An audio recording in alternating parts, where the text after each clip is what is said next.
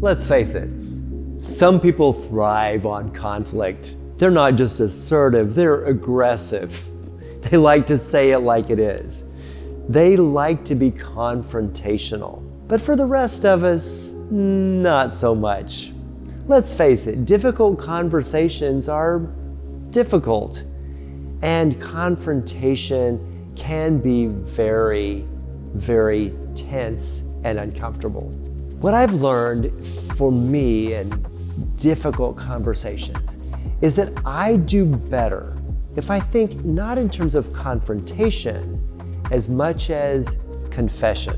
The word confess to me means to say the same thing. It means to really just say what's so, to tell the truth, to tell how you really see things or how you really feel.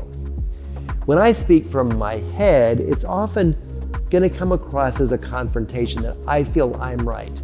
A confrontation is about the other person, what they're doing or failing to do. But a confession is about me. It's about how I feel, how I perceive or experience you as a person. So when I approach you as a confession, I'm giving you a chance to see how your behavior is impacting me.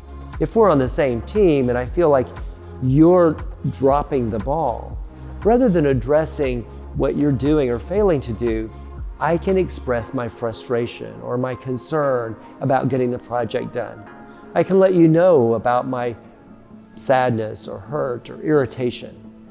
And if you care about me, you probably care more about the state of my heart than you do to look at your own failure. Often when we point out someone else's problematic behavior, it provokes defensiveness. It can activate shame or blame. It can cause the person to go into their head thinking, is he right or is he wrong? However, when I speak from my heart, the person is much more likely to receive my communication as a reflection of who I am and how I feel, rather than an indictment about who they are or how they've failed. Today, you can begin to make it your aim to tell the truth, but to do it in a loving way. You can start by letting the person know that your approach to them is based on your desire to have the best relationship possible, that you don't want to harbor any feelings of ill will, and that's why you're letting them know how their behavior is impacting you.